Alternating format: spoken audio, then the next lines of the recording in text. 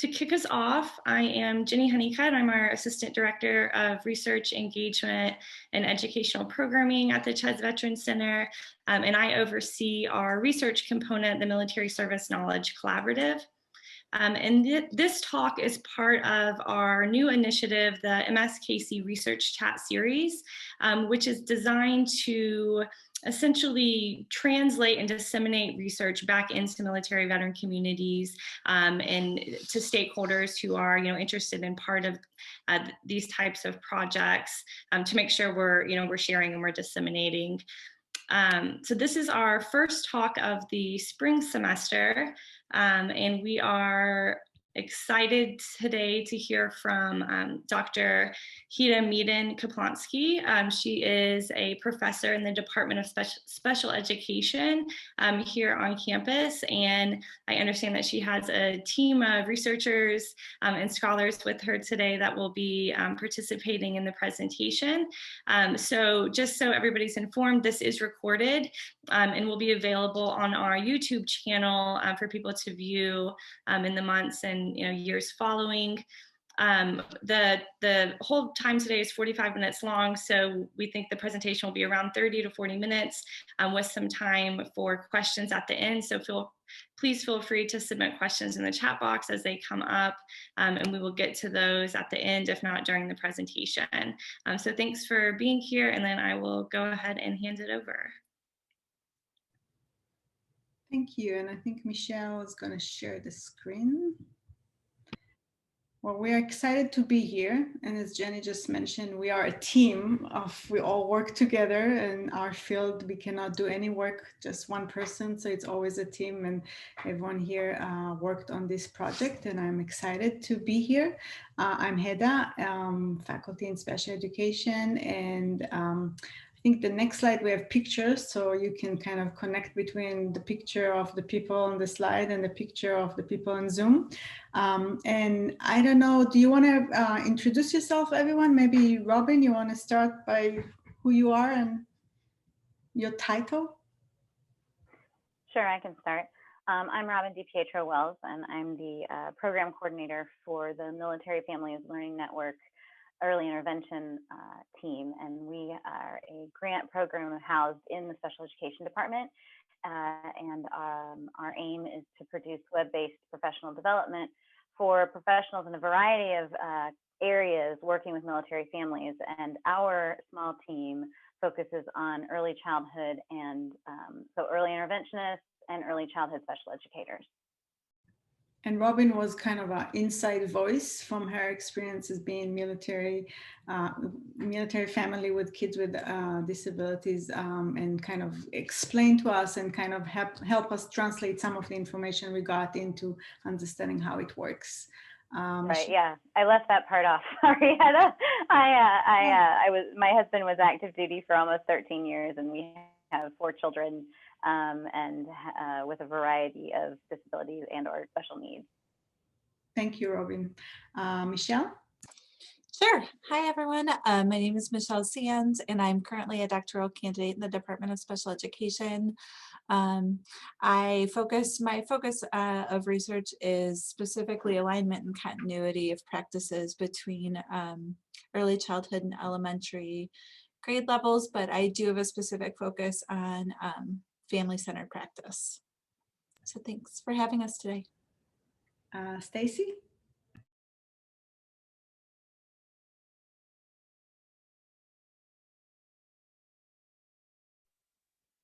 Hi, I'm Stacy. I am a doctoral candidate in the Department of Special Education, and my research interests are on the social inclusion of students with challenging behavior and emotional and behavioral disorders. Thank you. And Rebecca? Hi, Rebecca. I'm a doctoral candidate on this project as well. And my research focus is on family-centered practices and supporting sibling social relationships between kids who use augmentative and alternative communication, and then they're typically developing siblings. So this is the people who are here today, but our team is larger than that. We have master student and other people who work on the project, and it's really kind of a teamwork and trying to find information and apply it and kind of come up with implication that could benefit families and providers. We really hope this will be a discussion today. So I know we have small groups, so please write comments in the chat. So it will be more discussion than a lecture. And if people are willing to tell us who they are and why they're here, that will kind of help us kind of understand what's your interest and if we need to focus on something specific. So if anyone wants to jump in and talk or just write in the chat, we'll kind of see who you are and why you're here.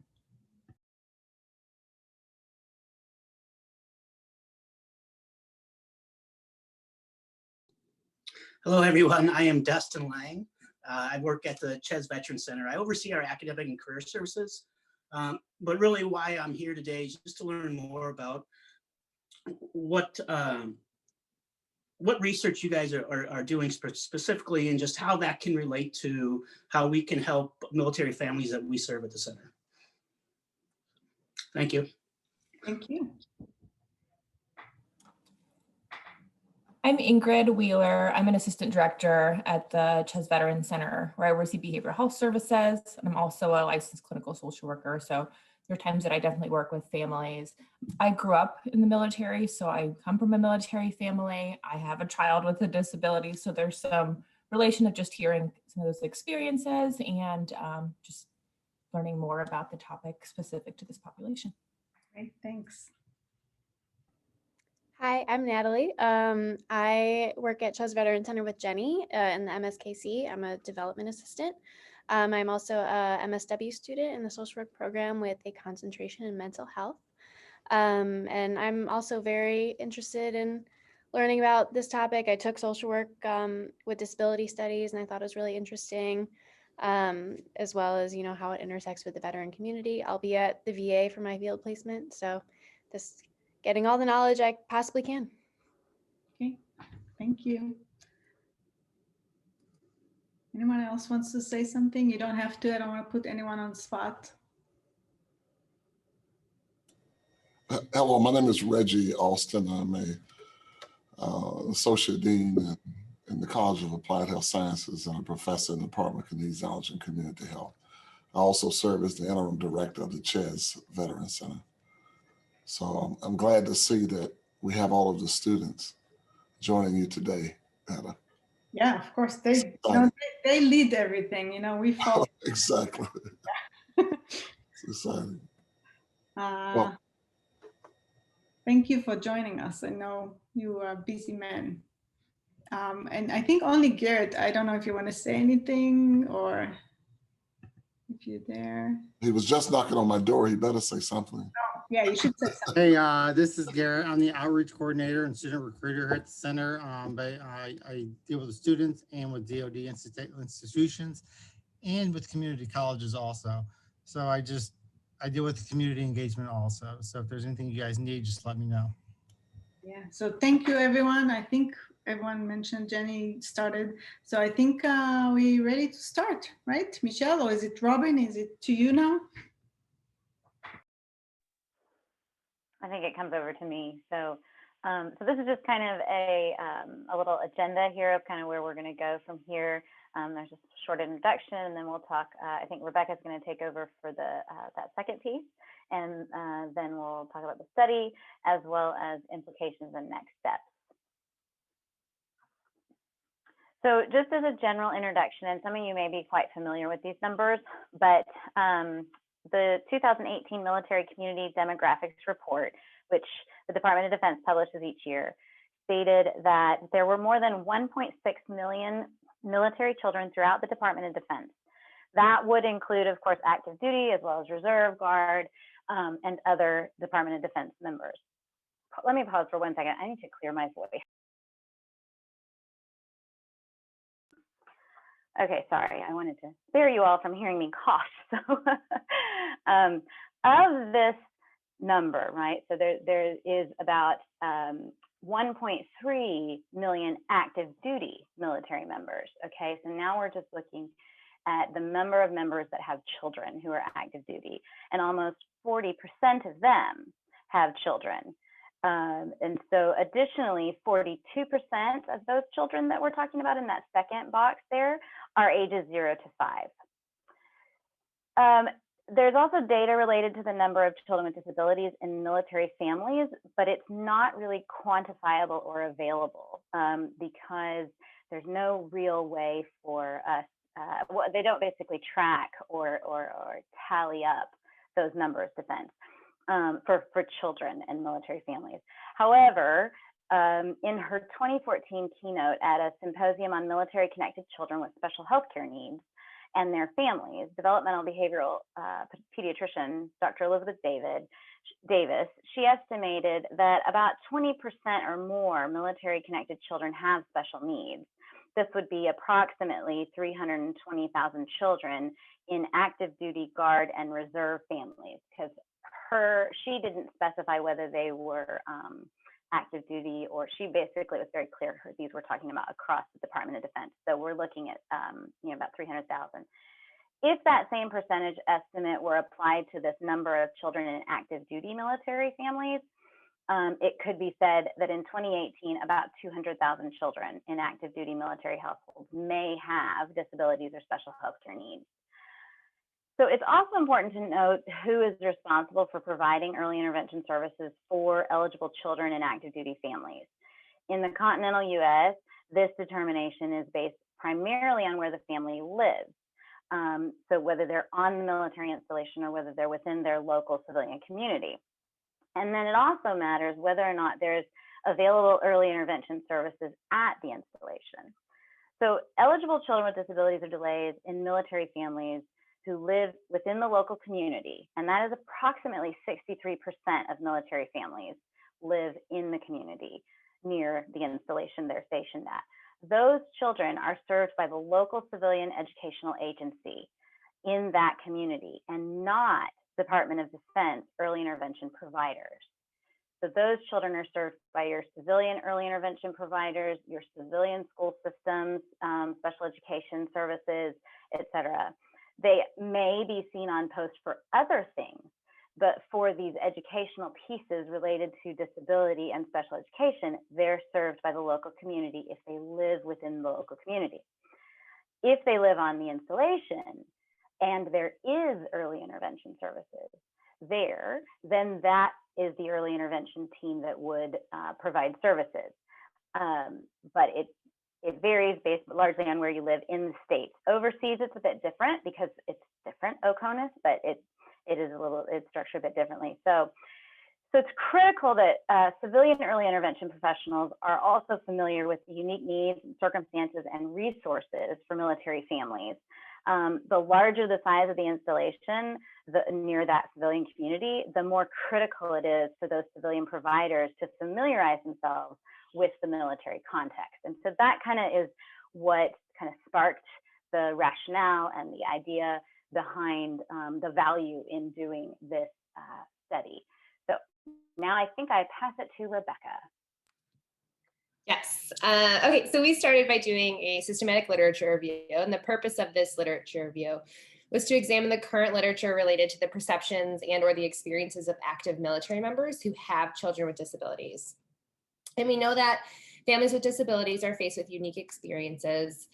We also know that active military members are also faced with unique challenges and stressors, but we wanted to really understand how these experiences interact with one another for families who are in active military households, but also have children with disabilities.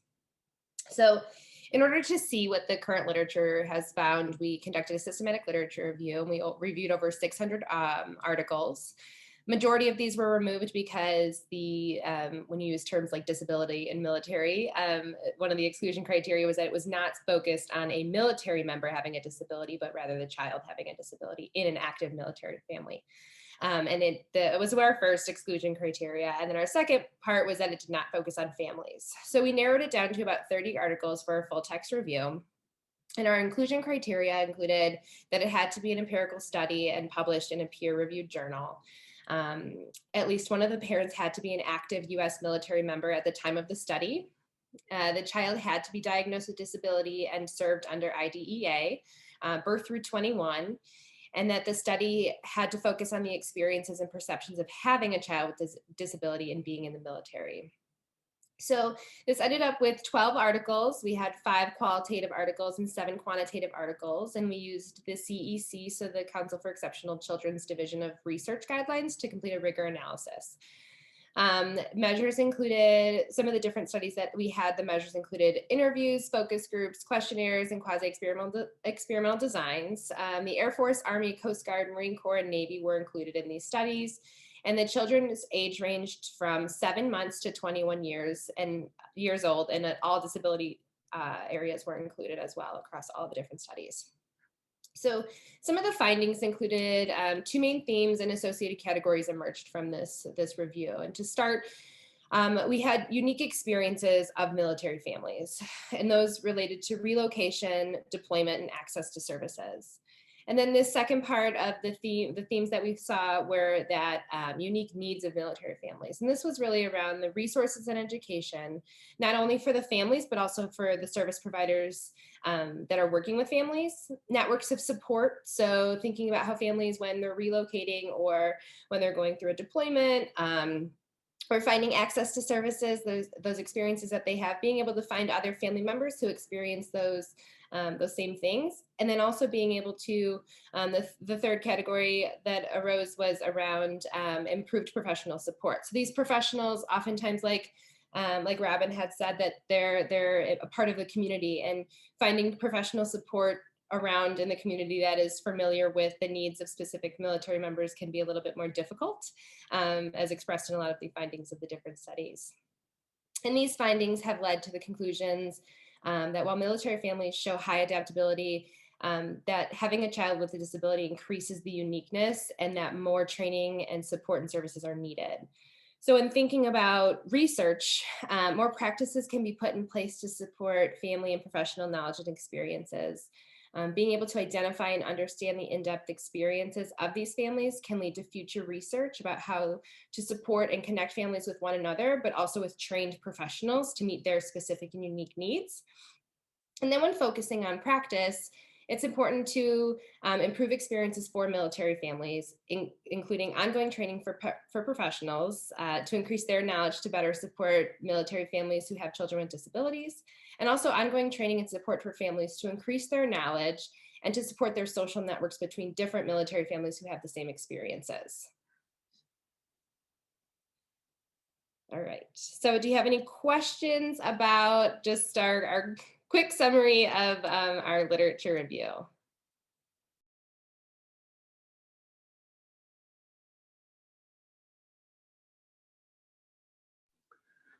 So this is Dustin again.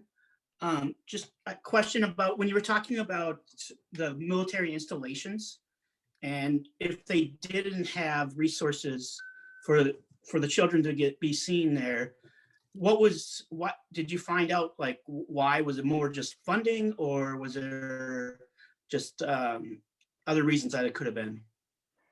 Right, so I'll answer that, and I'll do my best to answer it. I don't know if I'll be able to, but thanks for asking that. So the military installations, their schools that are on post are run by the Department of Defense Education Activity, so DODEA.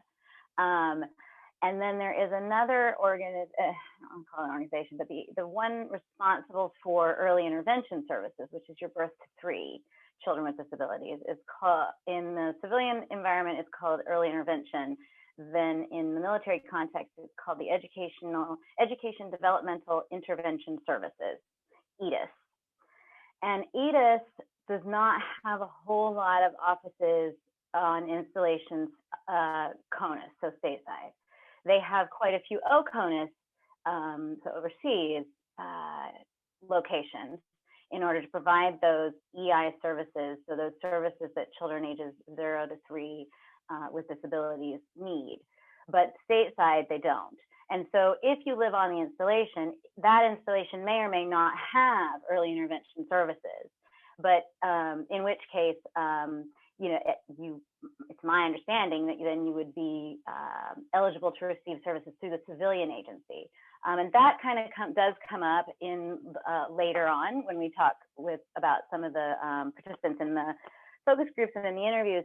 who were civilians and did provide services for families on post, because there was not an EDIS office there, which is, I'd have to look up the numbers exactly, but I would guess that it is more common that there is not an EDIS office on a U.S. Stateside location than that there is. So I don't know if does that answer your question? It does, thank you. Okay, all right, I just want to be sure. I have kind of a follow-up to that. It just makes me think about what you mentioned at the beginning of a lack of tracking, what the needs are for military children. I guess I'm just wondering, have you heard, any conversations at these installations or organizations about developing any sort of tracking system? It seems like the prevalence exists. So right. just kind of, if you could speak to anything you've heard or any thoughts you have about that. Sure. So the Department of Defense is responsible. So the DIA, they are responsible for being compliant with the Individuals with Disabilities in Education Act, or IDEA, right? And that's what kind of the federal legislation that kind of lays out the process for meeting the educational needs of children with disabilities. And so the DIA and the military are responsible to be compliant with that. Now, that being said, they do have to give a compliance report to the powers that be saying, yes, we are compliant. That is not generally released. So what I think I could best say is that the defense is, keeping track of this information to report that they're compliant, but then that is not a typically released statement or document that you can access and then use that we could access and then use as hard numbers, so to speak. Okay, yeah, that makes sense. Thank you.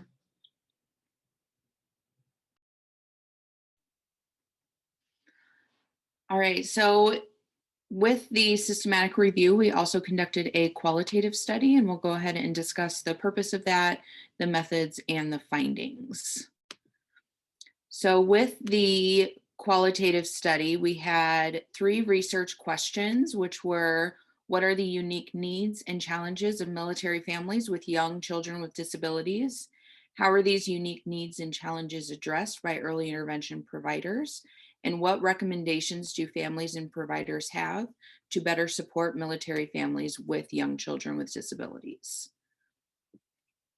And then with this study, to answer the research questions, we used qualitative inquiry. We conducted group and individual interviews using Zoom with military family members and service providers. And then to analyze the data, we used constant comparative analysis. There were a total of 6 military family members of children with disabilities who participated. 2 of the military family member participants were active duty military members with their spouses. 3 were military spouses with husbands who were on active military duty. And the military family member participants were associated with the Army and Navy. And then there was 1 who chose not to disclose.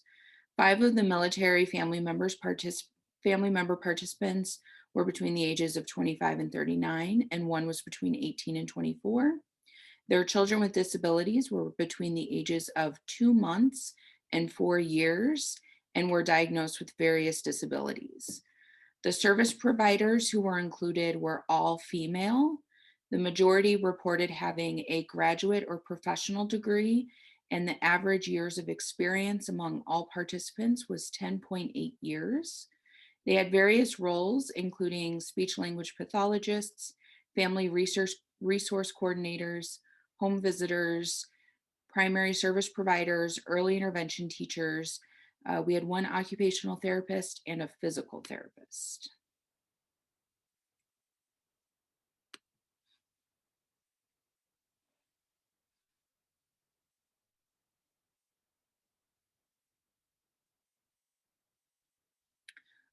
We used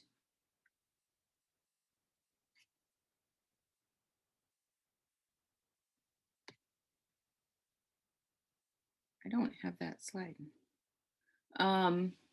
Individual interviews were with the family members. There were 6 of them, and then small groups of early intervention service providers for the group interviews.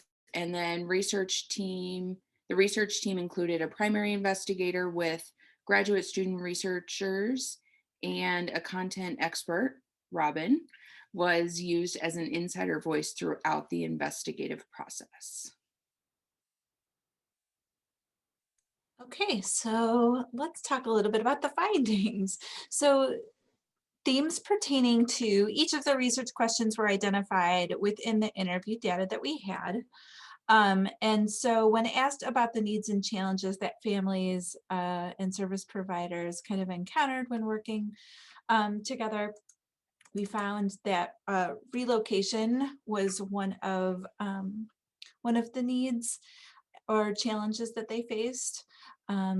For instance, one of the family members, Patty, said that it's really difficult to establish services when you're just somewhere for 3 months. By the time you get your paperwork in the intake, then you're moving again. Families mentioned a lot how relocation can impact the continuity of services and medical care for children with disabilities, as well as there were challenges related to initiating services in the new location, for example, like getting new referrals, a new evaluation, or a new IFSP in place, which is the service plan to getting service and support for their child. It takes a lot of extra time. And part of the reason for this is that civilian early intervention services differ from state to state, and service plans, as I mentioned, they're called IFSPs, are not transferable from state to state. And so eligibility status, services can differ. And so that's kind of what Sadie alludes to in this description here. We did have one of the family members, Peyton. She's a active military spouse with a husband that serves currently in the Army. She has a child that was born with significant orthotic impairments, and she talks a little bit here about relocation.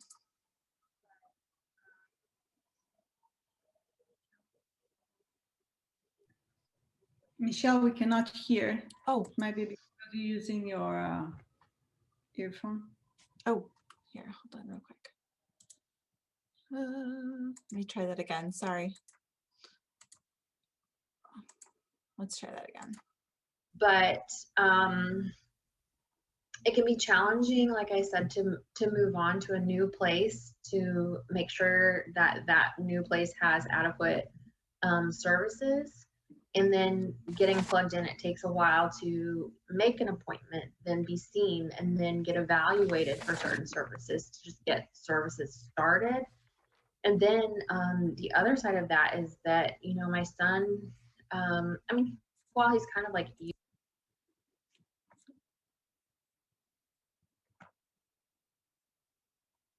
used to being, you know, told what to do at like PT and OT, he still has to get used to them telling him what to do or asking something of him.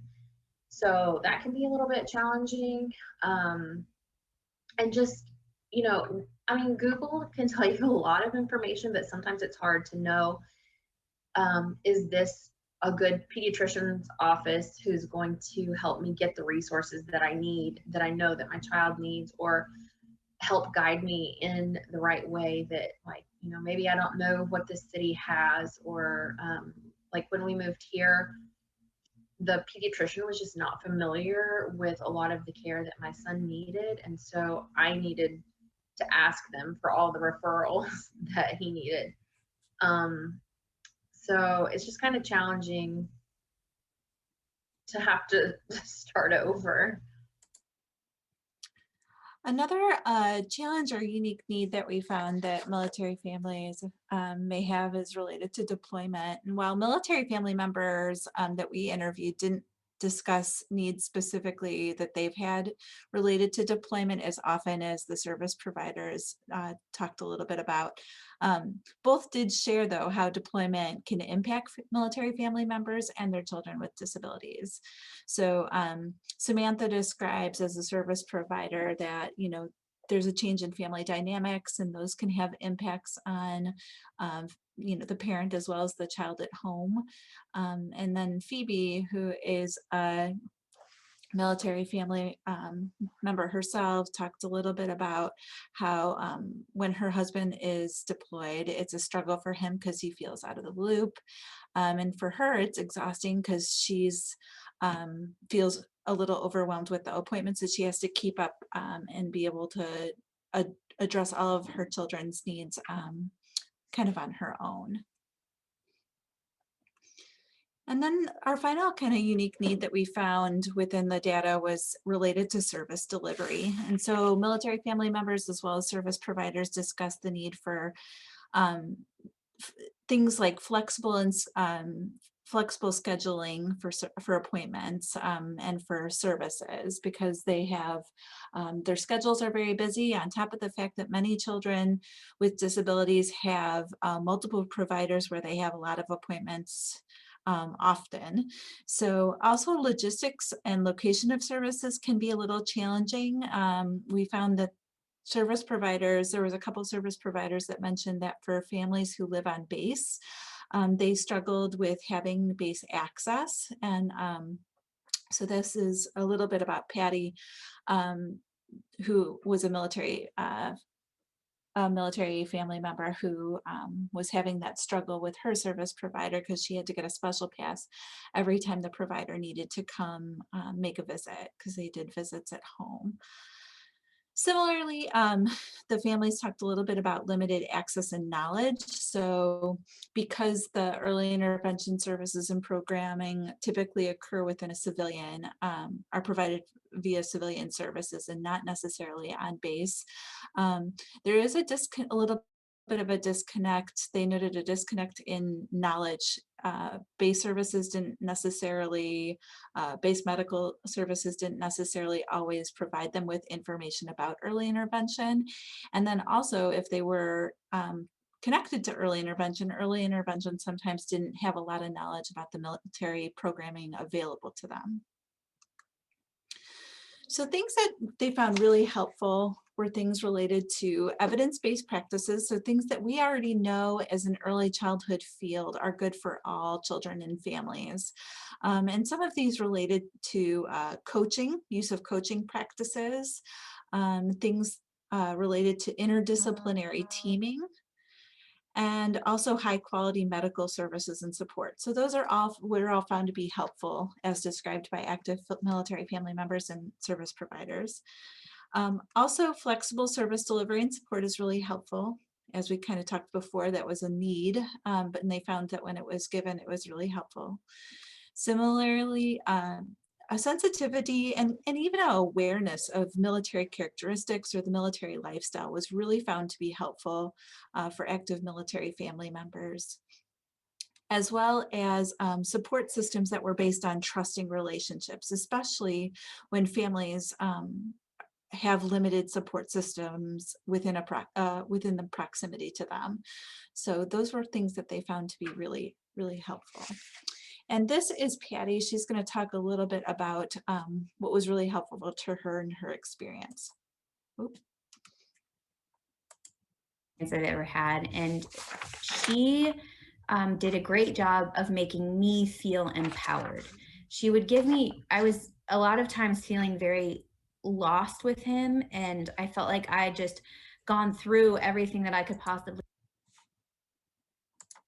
do, and I had no more ideas, and it was very sad for me.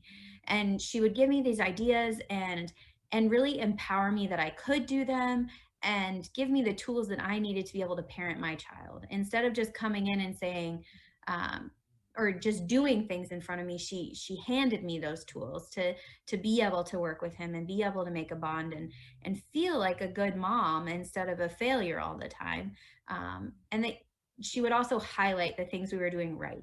which I really appreciated, because when you're feeling like you're not making any progress and you're even seeing some, step backwards, her coming in and saying, but look at where he's come from, or look at what he's doing now, or just highlighting those things that I was doing right before then. She was like, okay, now let's work on this, and let me give you these other things you can do with him. I think really just helped us navigate a really rough time in our life with him.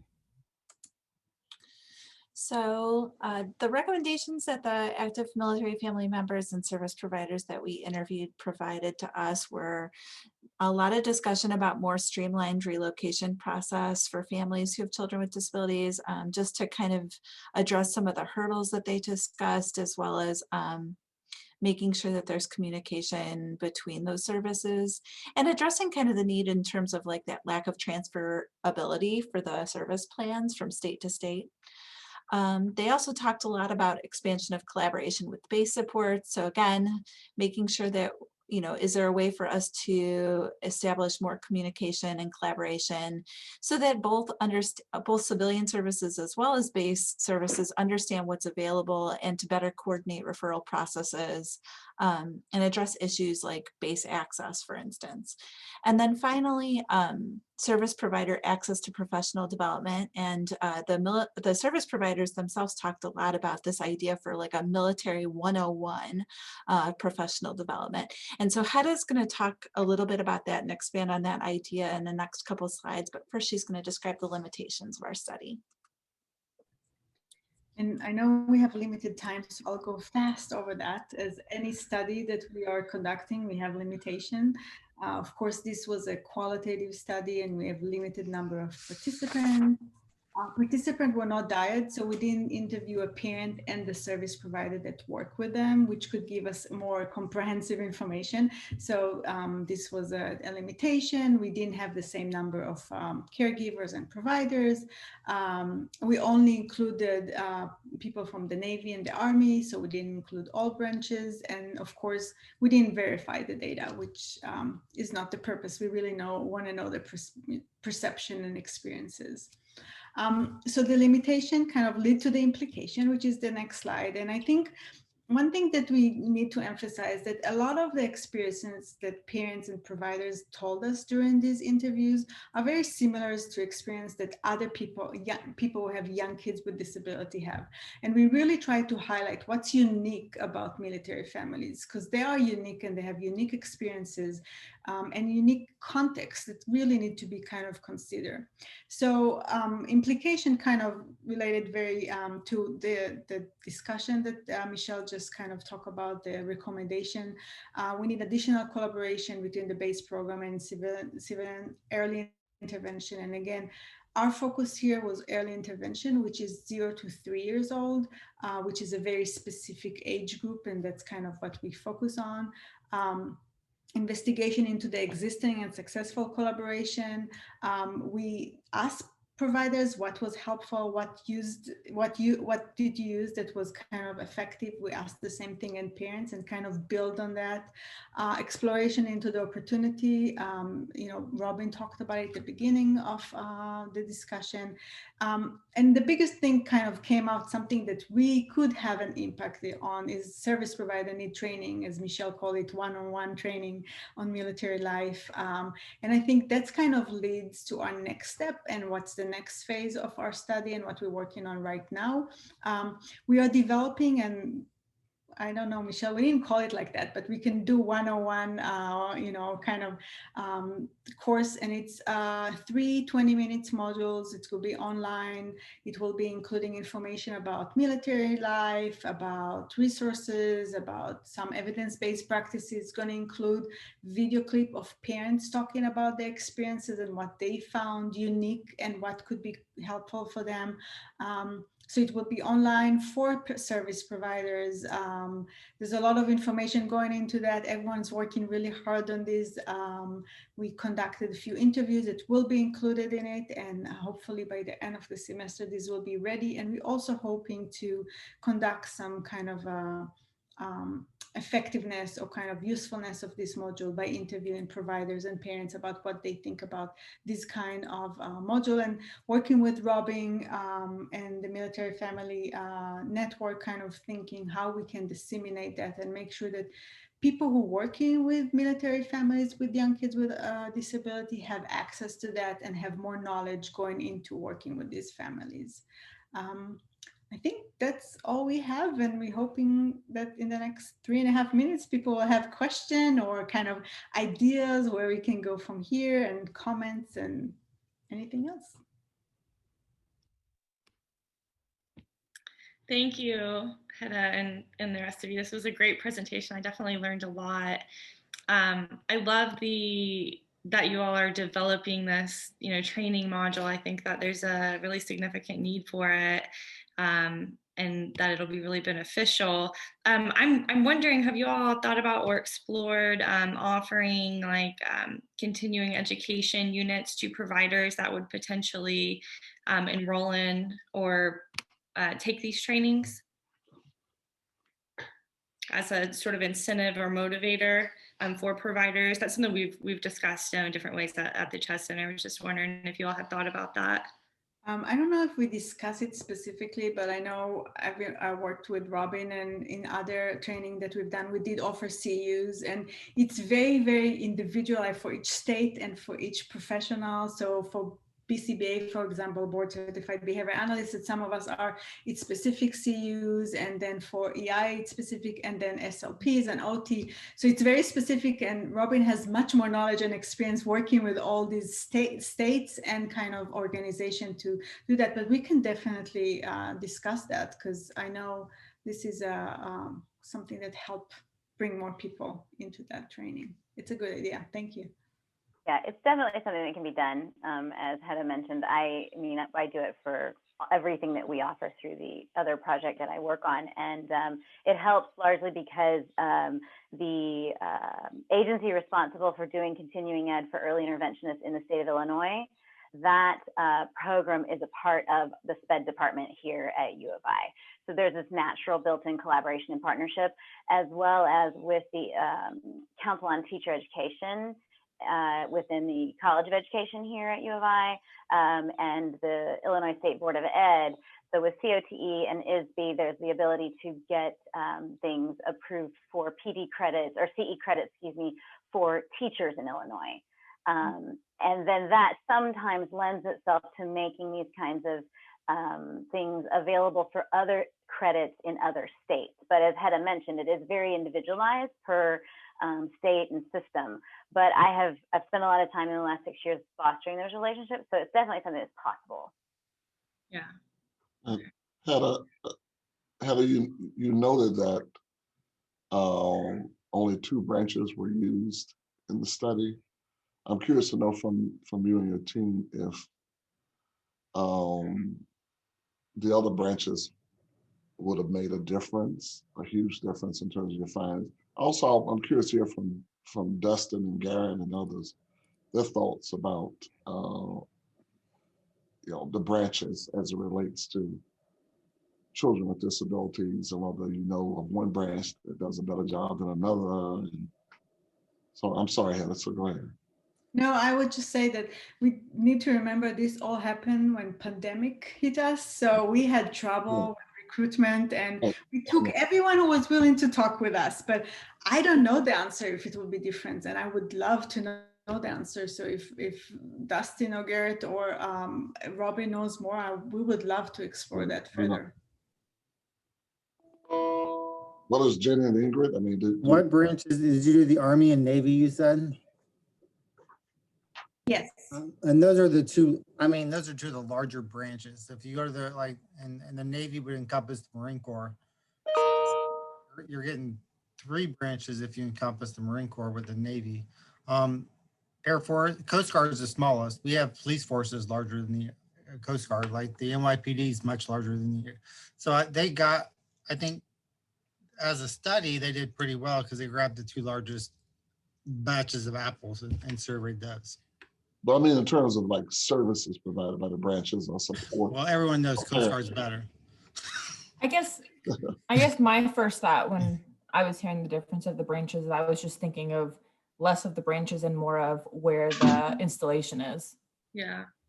You know, the size of that or the location. But I was curious of whether or not you had any information of what kind of impact or role the family size had on their experiences of kind of working with a child with a disability, of whether or not that played any kind of role or I guess extra stressor as I would anticipate.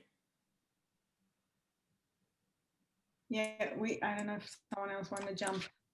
Rebecca, did you want to say something? Yeah, go ahead. I can jump in. This is Michelle. I'm sorry, I just turned off my video because my internet connection is a little weak.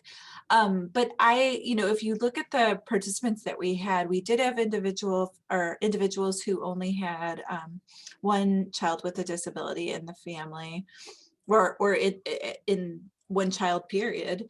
And then we had family members who had multiple children or multiple children with disabilities. And it didn't seem to have that much difference in terms of their needs. In terms of the stressors, I think it was hard maybe to gauge that just in the interviews that we had.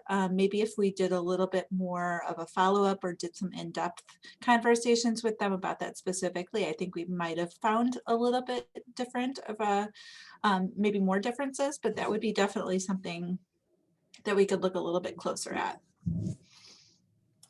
Great, thank you. And then, sorry, I had a... Go ahead, Ingrid.